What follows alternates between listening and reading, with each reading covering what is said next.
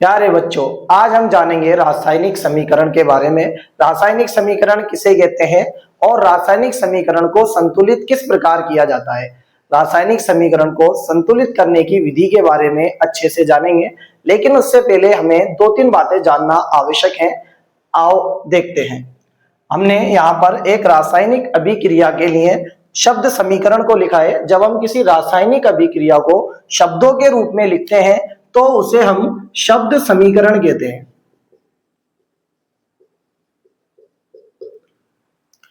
हमने मैग्नीशियम लिया, जिसका दहन कराया, मतलब ऑक्सीजन के साथ अभिक्रिया कराई, जिससे हमें मैग्नीशियम ऑक्साइड प्राप्त हुआ। इस प्रकार जब हम अभिक्रिया को प्रदर्शित करते हैं तो इसे हम शब्द समीकरण कहते हैं। लेकिन जब शब्द समीकरणों में उपस्थित तत्वों और अणुओं को उनके प्रतीकों, जैसे मैग्नीशियम का प्रतीक होता है Mg, ऑक्सीजन का होता है O2 और मैग्नीशियम ऑक्साइड का होता है MgO, इन दोनों के मध्य प्लस का चिन्ह है, इन दोनों के मध्य तीर का चिन्ह है। यहां पर हमने शब्द समीकरण में उपस्थित पदार्थों को उनके प्रतीकों और संकेतों के रूप में प्रदर्शित किया है। अर्थात जब किसी रासायनिक अभिक्रिया को उसके प्रतीकों और चिन्हों के रूप में दर्शाया जाता है तो उसे हम रासायनिक समीकरण के नाम से जानते हैं। तो यहाँ पर मैग्नीशियम ऑक्सीजन, जिसका है मैग्नीशियम ऑक्साइड, एक प्रकार का रासायनिक समीकरण है।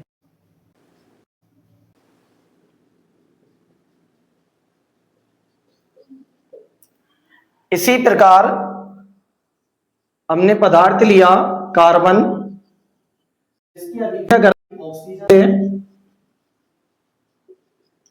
और नया पदार्थ बना कार्बन डाइऑक्साइड।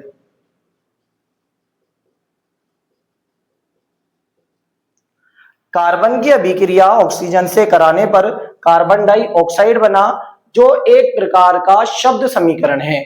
लेकिन अगर इस शब्द समीकरण में उपस्थित पदार्थों को हम संकेतों और प्रतीकों के रूप में लिखें, जैसे कार्बन का प्रतीक होता है C, ऑक्सीजन का होता है O2 और कार्बन डाइऑक्साइड का होता है CO2, और इन दोनों के मध्य योग का चिन्ह, यहां पर तीर का चिन्ह लिख दें, तो जब हम शब्द समीकरण में उपस्थित पदार्थों को प्रतीकों और चिन्हों के रूप में दर्शाते हैं तो उसे हम रासायनिक समीकरण कहते हैं। तो आप सभी को शब्द समीकरण और रासायनिक समीकरण में अंतर समझ में आया होगा। शब्द समीकरण किसे कहा जाता है? जब रासायनिक अभिक्रिया को शब्दों के रूप में लिखा जाता है तो उसे शब्द समीकरण कहते हैं। और रासायनिक समीकरण किसे कहते हैं? जब किसी रासायनिक अभिक्रिया को प्रतीकों और चिन्हों के रूप में प्रदर्शित किया जाता है तो उसे रासायनिक समीकरण कहते हैं। यहां पर हमने गलत लिख दिया, यहां पर आएगा रासायनिक समीकरण। ठीक है बच्चों, तो प्यारे बच्चों आगे चलते हैं। देखिए, हमने यहां पर बोर्ड पर दो रासायनिक समीकरण लिखे हैं। पहले रासायनिक समीकरण में कार्बन की अभिक्रिया ऑक्सीजन से कराई, जिससे कार्बन डाइऑक्साइड बना। दूसरे समीकरण में मैग्नीशियम की अभिक्रिया ऑक्सीजन से कराई, जिससे मैग्नीशियम ऑक्साइड बना। यहां पर आपको एक बात जाननी है कि जो पदार्थ रासायनिक अभिक्रिया में भाग लेते हैं उन्हें हम अभिकारक या क्रियाकारक कहते हैं। अभिकारक या फिर क्रियाकारक कहते हैं। तो यहाँ पर कार्बन और ऑक्सीजन अभिक्रिया में भाग ले रहे हैं, इसलिए इन्हें हम अभिकारक भी कह सकते हैं और क्रियाकारक भी कह सकते हैं। दोनों की क्रिया के पश्चात जो नया पदार्थ बनता है उस पदार्थ को हम, ये नया पदार्थ बना, उस पदार्थ को हम उत्पाद या फिर क्रियाफल कहते हैं। उस नए बनने वाले पदार्थ को उत्पाद या क्रियाफल कहते हैं। इसी प्रकार नीचे वाली अभिक्रिया में मैग्नीशियम और ऑक्सीजन रासायनिक अभिक्रिया में भाग ले रहे हैं, इसलिए इन दोनों पदार्थों को अभिकारक भी कह सकते हैं और क्रियाकारक भी कह सकते हैं। दोनों पदार्थों की क्रिया के पश्चात एक नया पदार्थ बना मैग्नीशियम ऑक्साइड, जिसे हम उत्पाद भी कह सकते हैं और क्रियाफल भी कह सकते हैं। दोनों समीकरणों को देखने के बाद आपको ये बात समझ में आ गई होगी कि जो भी पदार्थ अभिक्रिया में भाग लेते हैं उन्हें अभिकारक या क्रियाकारक कहते हैं, और जो भी अभिक्रिया के पश्चात नया पदार्थ बनता है उसे उत्पाद या क्रियाफल कहते हैं। ठीक है, एक बार स्क्रीनशॉट ले। आगे देखते हैं, हमारे पास दो समीकरण लिखे हुए हैं। अगर आपने नोटिस किया होगा तो पहले वाले समीकरण में अभिकारकों में कार्बन परमाणु की संख्या 1 है, उत्पाद में भी कार्बन परमाणु की संख्या 1 है, लेकिन यहाँ अभिकारक में ऑक्सीजन परमाणु की संख्या 2 है और यहाँ उत्पाद में भी ऑक्सीजन परमाणु की संख्या 2 है। इसका मतलब हुआ कि अभिकारकों में जो परमाणु है उतनी ही संख्या में उत्पाद में भी परमाणु मौजूद हैं, यानी अभिकारक और उत्पाद में परमाणुओं की संख्या बिल्कुल समान है। लेकिन अगर नीचे देखें तो यहाँ मैग्नीशियम 1 है, यहाँ भी मैग्नीशियम 1 है, यहाँ ऑक्सीजन परमाणु की संख्या 2 है और यहाँ ऑक्सीजन परमाणु की संख्या 1 है। मतलब यहाँ अभिकारकों में उपस्थित परमाणुओं की संख्या उत्पाद में उपस्थित परमाणुओं की संख्या के बराबर नहीं है, यानी अभिकारक और उत्पाद में उपस्थित परमाणुओं की संख्या बराबर नहीं है। अगर ऐसा होता है, यानी जब अभिकारक और उत्पाद दोनों में मौजूद परमाणुओं की संख्या बराबर होती है तो ऐसे समीकरणों को हम संतुलित समीकरण कहते हैं।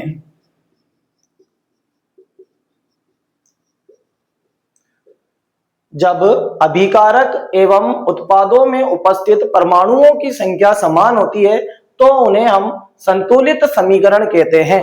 लेकिन यदि अभिकारकों में उपस्थित परमाणुओं की संख्या उत्पाद में उपस्थित परमाणुओं की संख्या के समान नहीं होती है तो इन्हें हम असंतुलित समीकरण कहते हैं।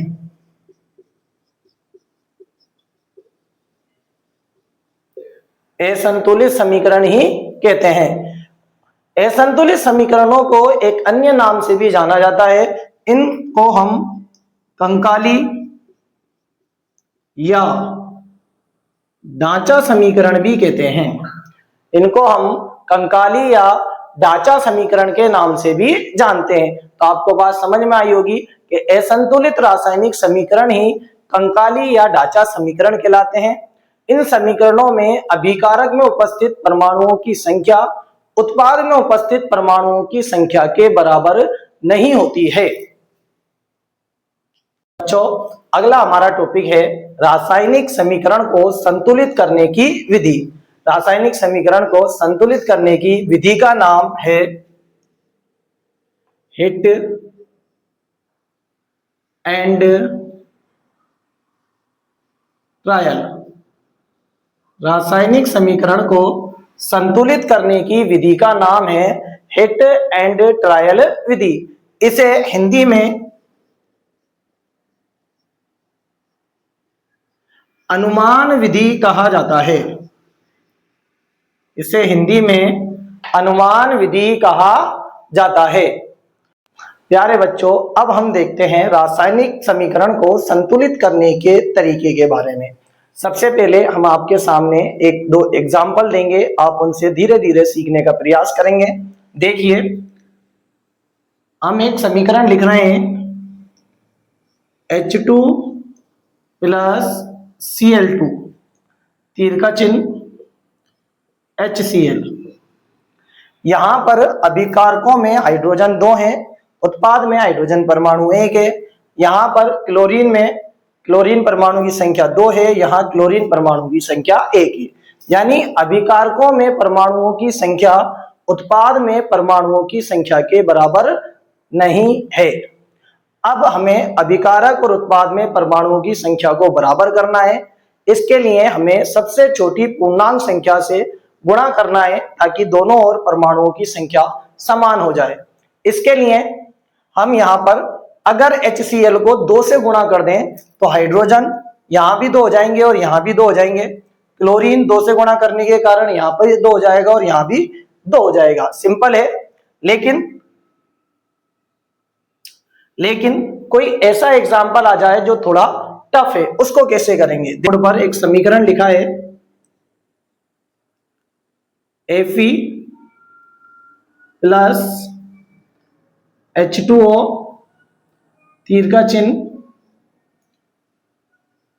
Fe3O4 plus H2। ये एक असंतुलित रासायनिक समीकरण है, क्योंकि यहाँ आयरन परमाणु की संख्या 1 है, यहाँ 3 है, यहाँ हाइड्रोजन 2 है, यहाँ 2 है, यहाँ ऑक्सीजन 1 है, यहाँ ऑक्सीजन 4 है।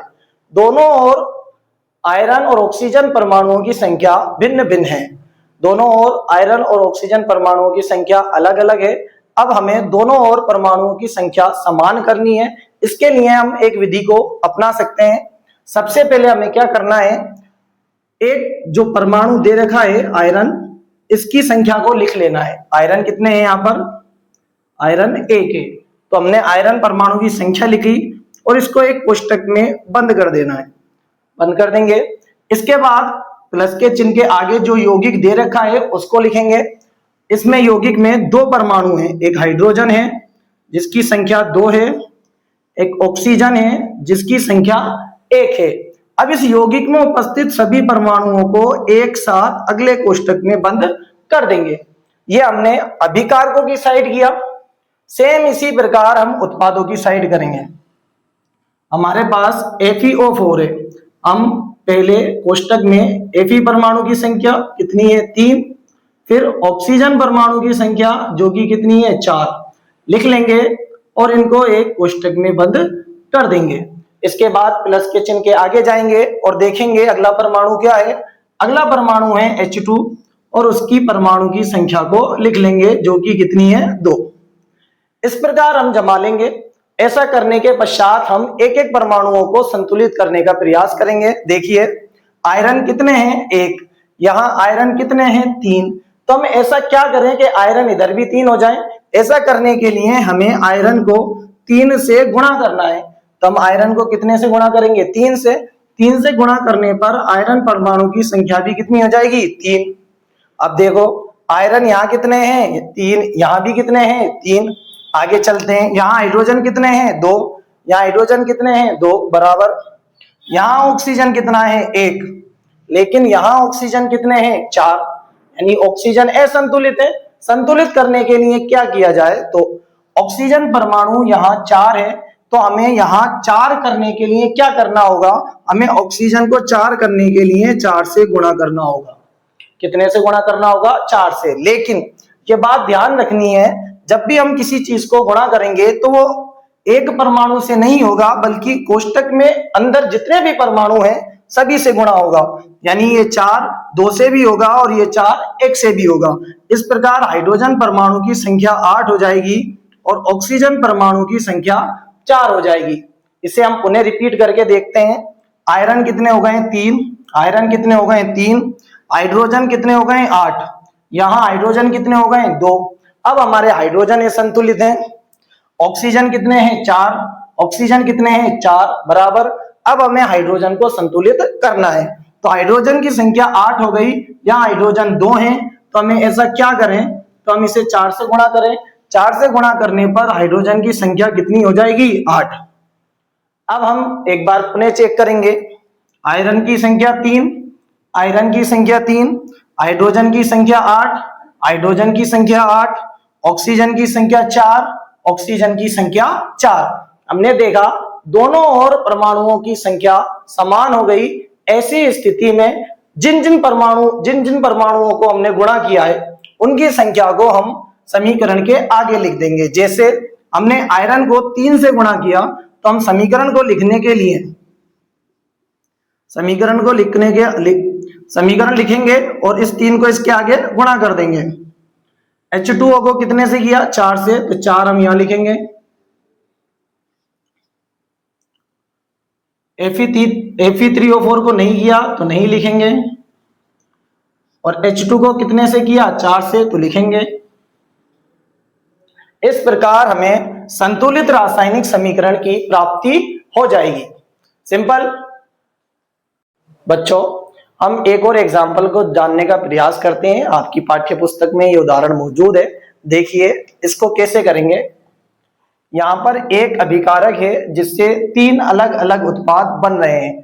तो सबसे पहले अभिकारक जो है उनके परमाणुओं की संख्या को एक कोष्टक में लिखेंगे। पीबी की संख्या कितनी दी गई है, 1। नाइट्रोजन, देखो ये कोष्टक के अंदर दोनों मौजूद है ना, कोष्टक के बाहर 2 परमाणु है, तो ये 2 इससे भी गुणा होगा और इससे भी गुणा होगा। इसका मतलब नाइट्रोजन की संख्या यहाँ 2 होगी और ऑक्सीजन की संख्या यहाँ 6 होगी। ये इस प्रकार हमने एक कोष्टक के अंदर बंद कर दिया। एक ही अभिकारक है इसलिए ऐसा किया, अगर और अभिकारक मौजूद होते तो अलग कोष्टक बनाकर परमाणुओं की संख्या को लिख लेते। अब हम उत्पाद की ओर चलते हैं। यहाँ पर पहले उत्पाद में पीबी की संख्या 1 है और ऑक्सीजन की संख्या भी 1 है। इन दोनों को हम कोष्टक में बंद कर देंगे। अगले परमाणु पर चलेंगे। प्लस के बाद जो है नाइट्रोजन कितने हैं, 1। ऑक्सीजन कितने हैं, 2। इनको भी हम कोष्टक में बंद कर देंगे। अगले परमाणु पर चलेंगे। ऑक्सीजन कितने हैं, 2। तो इस प्रकार हम लिख देंगे।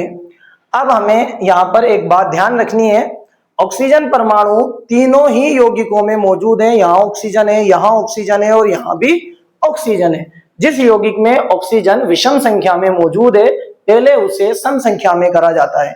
यानी यहाँ पर ऑक्सीजन परमाणु 1 है तो इसको सम करने के लिए हमें 2 से गुणा करना है। 2 से गुणा करने पर पीबी की संख्या 2 हो जाएगी और ऑक्सीजन की संख्या भी 2 हो जाएगी। जब ऐसा हो जाए उसके बाद आप समीकरण को संतुलित कर सकते हैं। देखिए पीबी कितना है, 1, यहाँ पीबी कितना हो गया, 2, तो इसको 2 से गुणा कर दो।